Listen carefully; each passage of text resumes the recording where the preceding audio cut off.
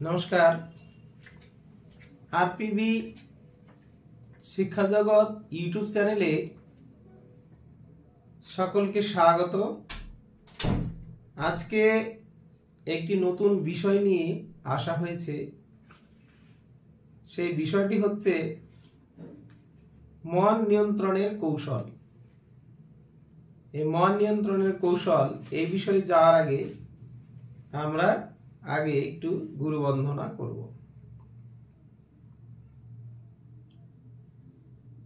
গুরু ব্রহ্মা গুরু বিষ্ণু গুরুদেব মহেশ্বর গুরুদেব পরম ব্রহ্ম তস্মৈ শ্রী গুরুবে নমঃ। ওম নমো ব্রাহ্মণ দেবায় গো ব্রাহ্মণ হিতায় চ জগদ্ধিতায় কৃষ্ণায় গোবিন্দায় নমো নমঃ। পাপহং পাপ কর্মহং পাপাত্তা পাপ সম্ভব ত্রাহি মাং পুণ্ডরীকাক্ষং সর্ব পাপ হরহরি। কৃষ্ণায় বাসুদেবায় দৈবকী নন্দনায় চ অশেষ ক্লেশ নাশায় গোবিন্দায় নমো নমঃ। হে কৃষ্ণ করুণা সিন্ধু দীনবন্ধু জগৎপতে গোপেশ গোপিকা কান্ত রাধা কান্ত নমস্তুতে। নারায়ণং নমস্কৃত্য নরং চৈব নরোত্তমং দেবীং সরস্বতীং ব্যাসং ততো জয়মুদীরয়েৎ। শ্রী রূপ সনাতন ভট্ট রঘুনাথ শ্রী জীব গোপাল ভট্ট দাস রঘুনাথ। এই ছয় গুরু শিক্ষা গুরু যে আমার, তা সবার পাদ পদ্মে কোটি নমস্কার। হে সকল ভক্ত, হে সকল কৃষ্ণ ভক্ত মণ্ডলী, সবার শ্রী চরণ কমলে শত শত সহস্র সহস্র নমস্কার।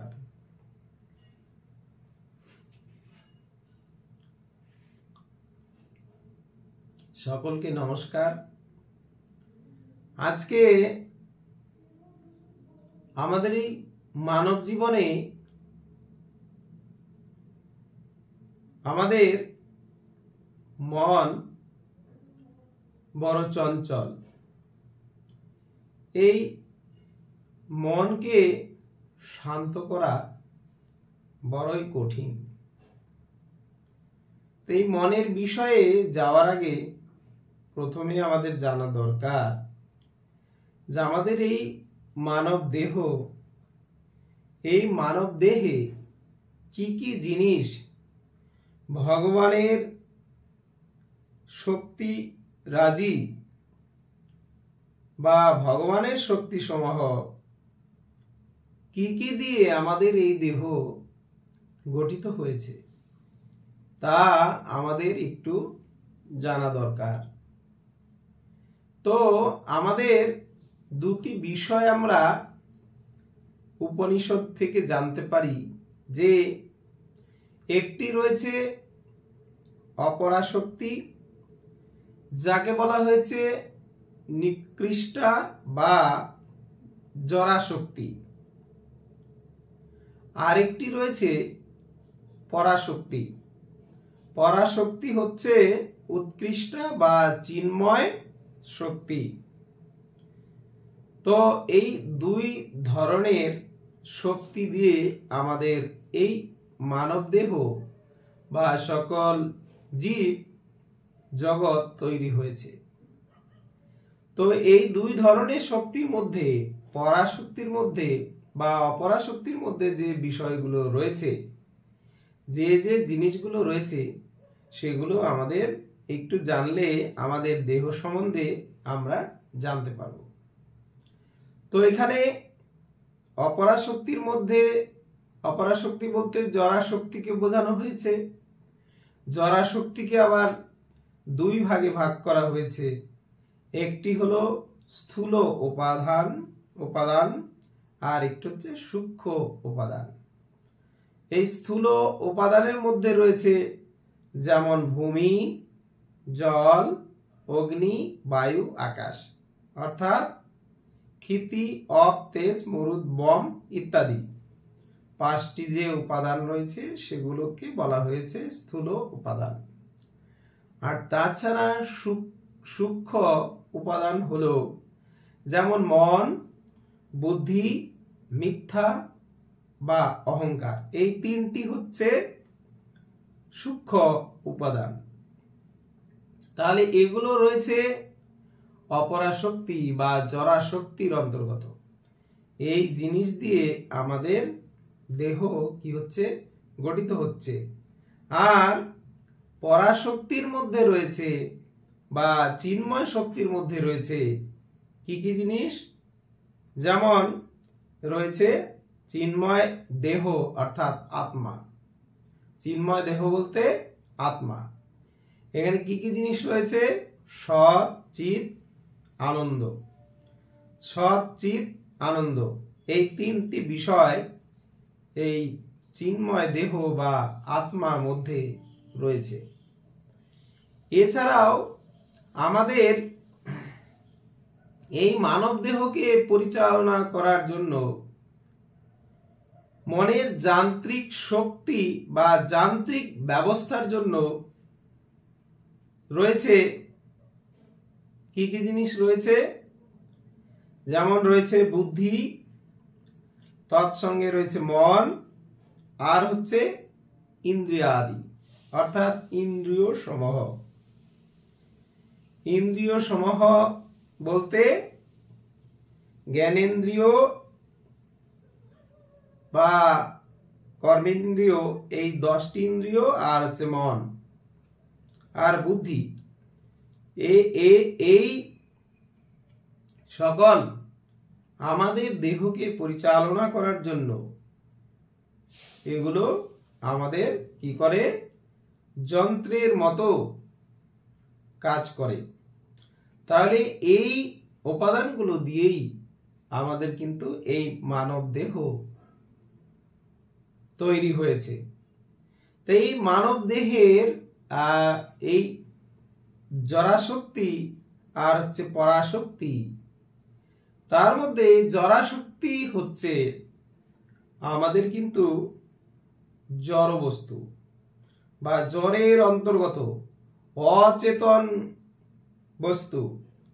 আর পরাশক্তি হচ্ছে চিন্ময় শক্তি, যেটি হচ্ছে নিত্য বা চেতন বস্তু।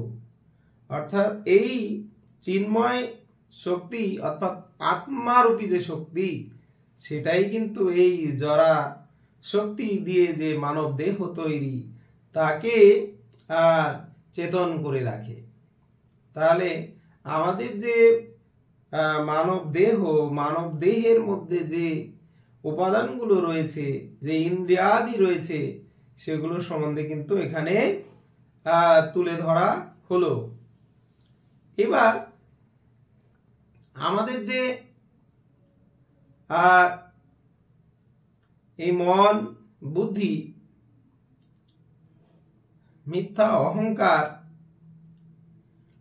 তাছাড়া ইন্দ্রিয়াদি, এরা আমাদের কিভাবে পরিচালনা করে? আমরা যদি মনে করি যে আমরা একটি ঘোড়ার রথের উদাহরণ তুলে ধরি, তাহলে আমরা এই বিষয়টি বুঝতে পারব। যেমন বলা হয়েছে যে একটি ঘোড়ার গাড়িকে যদি আমরা দিয়ে বোঝাই, তাহলে এরকম দাঁড়ায়। এই বিষয়টি বৈদিক শাস্ত্রে বর্ণনা করা হয়েছে যে দেহটি একটি রথের ন্যায়। কি বলা হয়েছে? তাহলে আমাদের এই দেহটি হচ্ছে একটি রথের ন্যায়, রথের মতো। আত্মা রথের আরোহী। তাহলে আত্মা হচ্ছে কি? রথের আরোহী। আর বুদ্ধি হচ্ছে সারথি। মন হচ্ছে লাগাম। তাহলে মন হচ্ছে কি? লাগাম। যদি ইন্দ্রিয় সমূহ অর্থাৎ 5টি ঘোড়া, ইন্দ্রিয়গুলিকে যদি আমরা 5টি ঘোড়ার সঙ্গে তুলনা করি, তাহলে কি বলা হলো? আত্মা হচ্ছে আরোহী, বুদ্ধি হচ্ছে সারথি, মন হচ্ছে লাগাম, আর ইন্দ্রিয়াদি পঞ্চ ইন্দ্রিয় হচ্ছে 5টি ঘোড়া। এবার তাহলে কি হচ্ছে? যে অসংযত এবং পাশবিক এই ইন্দ্রিয়গুলি হয়ে থাকে, তাহলে দেহ অর্থাৎ রথ কোথায় যাবে তার ঠিক নেই। তাহলে রথ কোথায় যাবে তার কিন্তু ঠিক নেই। যদি বুদ্ধি খুব শক্তিশালী ও দৃঢ় প্রতিজ্ঞ হয়, তাহলে সে মনকে নিয়ন্ত্রণ করতে পারে। তাহলে কি বলা হলো? যে বুদ্ধি যদি শক্তিশালী হয়, দৃঢ় প্রতিজ্ঞ হয়, তাহলে কিন্তু মনকে নিয়ন্ত্রণ করতে পারে। ফলস্বরূপ ইন্দ্রিয়গুলিকে অর্থাৎ ইন্দ্রিয়রূপ যে বা ঘোড়ারূপ যে ইন্দ্রিয়, সেই ইন্দ্রিয়গুলোকে সংযত এবং শৃঙ্খলা পরায়ণ করা যায়।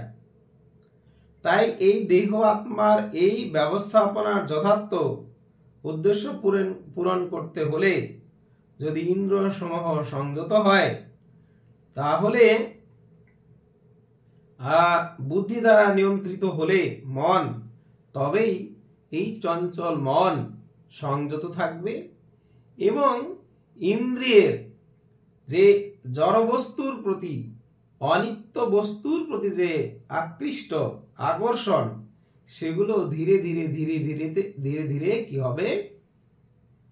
আকর্ষণ কমে যাবে এবং তার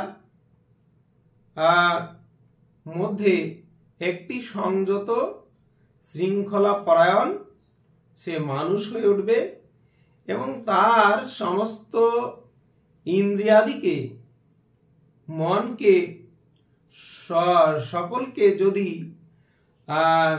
এই আত্মার মুক্তির জন্য ভগবান সেবায়, ভগবানের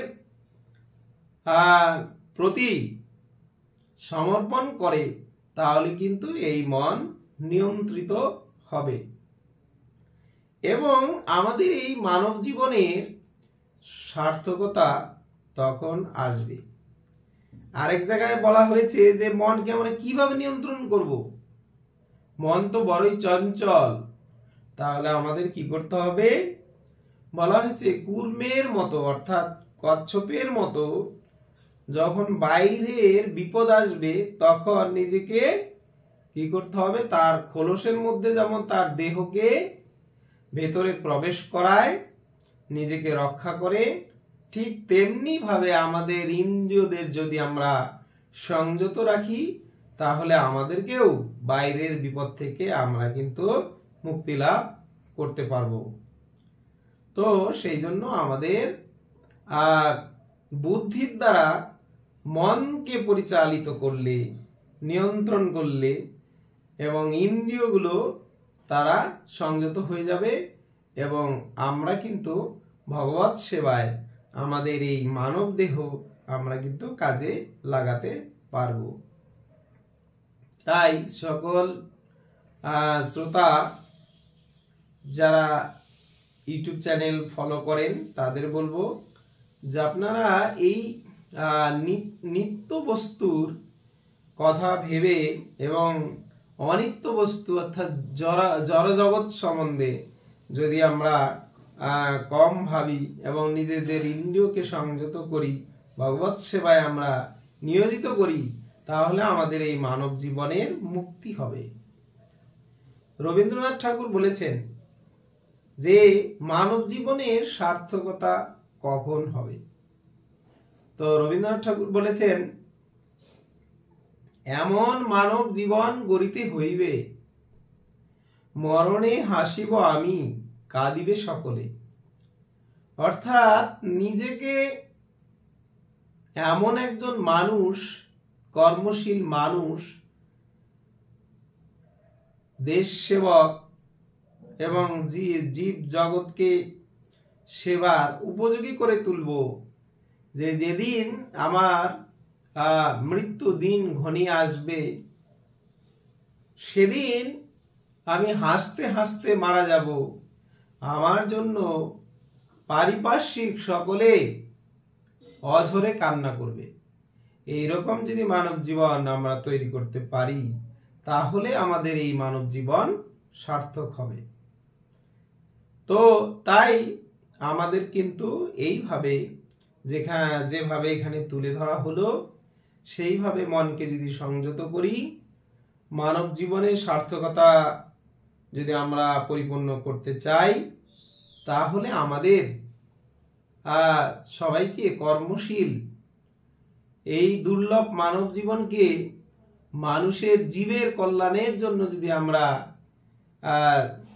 সমর্পণ করি, তাহলে আমাদের এই মানব জীবন সার্থক হবে এবং আমরা মৃত্যুর পরপারে আমরা ভগবত সান্নিধ্যে বা বৈকুণ্ঠ ধামে আমাদের কিন্তু স্থান হবে। এই জরা জগতের দুঃখময় মানব জীবন থেকে মুক্তি পেয়ে আনন্দ ধামে আমরা কিন্তু পৌঁছাতে পারবো। সকলকে বলবো হরে কৃষ্ণ, রাধে রাধে। সকলকে বলবো হরে কৃষ্ণ, রাধে রাধে। হে গোবিন্দ।